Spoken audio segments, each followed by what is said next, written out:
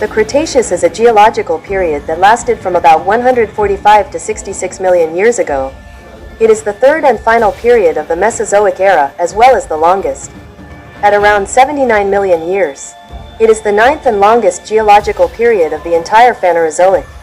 The name is derived from the Latin creta, chalk, which is abundant in the latter half of the period. It is usually abbreviated K, for its German translation Kreide.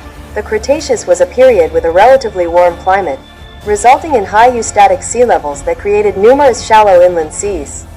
These oceans and seas were populated with now extinct marine reptiles, ammonites, and rudists. While dinosaurs continued to dominate on land, the world was largely ice-free, although there is some evidence of brief periods of glaciation during the cooler first half.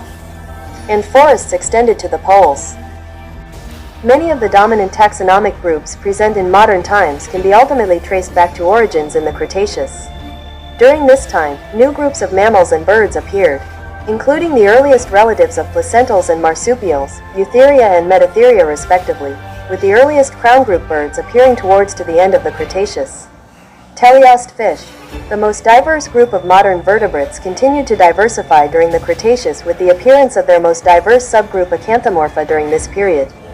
During the early Cretaceous, flowering plants appeared and began to rapidly diversify, becoming the dominant group of plants across the Earth by the end of the Cretaceous. Coincident with the decline and extinction of previously widespread gymnosperm groups. The Cretaceous, along with the Mesozoic, ended with the Cretaceous-Paleogene extinction event, a large mass extinction in which many groups, including non-avian dinosaurs, pterosaurs, and large marine reptiles, died out, widely thought to have been caused by the impact of a large asteroid that formed the Chicxulub crater in the Gulf of Mexico. The end of the Cretaceous is defined by the abrupt Cretaceous-Paleogene boundary, a geologic signature associated with the mass extinction that lies between the Mesozoic and Cenozoic eras. The Cretaceous as a separate period was first defined by Belgian geologist Jean de Mallius Dalloy in 1822 as the terrain Cretaceous. Using strata in the Paris Basin and named for the extensive beds of chalk, calcium carbonate deposited by the shells of marine invertebrates, principally coccoliths, found in the Upper Cretaceous of Western Europe. The name Cretaceous was derived from the Latin creta, meaning chalk. The twofold division of the Cretaceous was implemented by Conybeare and Phillips in 1822. Alcide d'Orbigny in 1840 divided the French Cretaceous into 5 stages: the Neocomian, Aptian, Albian, Turonian, and Cenonian, later adding the Ergonian between Neocomian and Aptian and the Cenomanian between the Albian and Turonian. During the Cretaceous, the late Paleozoic to early Mesozoic supercontinent of Pangaea completed its tectonic breakup into the present-day continents, although their positions were substantially different at the time. As the Atlantic Ocean widened, the convergent margin mountain building, orogenies, that had begun during the Jurassic continued in the North American Cordillera, as the Nevadan orogeny was followed by the Sevier and Laramide orogenies. Gondwana had begun to break up during the Jurassic period, but its fragmentation accelerated during the Cretaceous and was largely complete by the end of the period.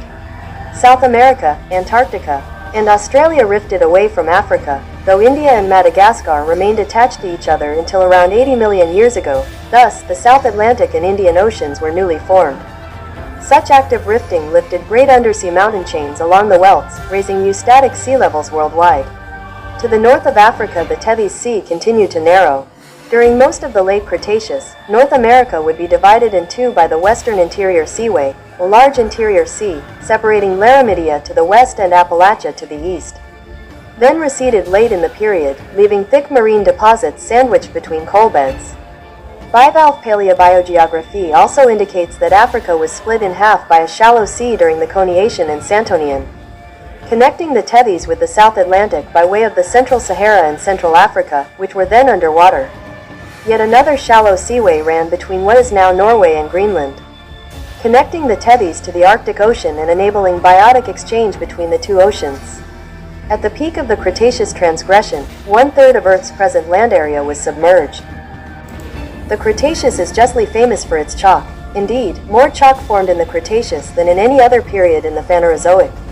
Mid-ocean ridge activity, or rather, the circulation of seawater through the enlarged ridges, enriched the oceans in calcium. This made the oceans more saturated, as well as increased the bioavailability of the element for calcareous nanoplankton. These widespread carbonates and other sedimentary deposits make the Cretaceous rock record especially fine. Famous formations from North America include the rich marine fossils of Kansas's Smoky Hill chalk member and the terrestrial fauna of the late Cretaceous Hell Creek Formation. Other important Cretaceous exposures occur in Europe and China. In the area that is now India, massive lava beds called the Deccan Traps were erupted in the very late Cretaceous and early Paleocene.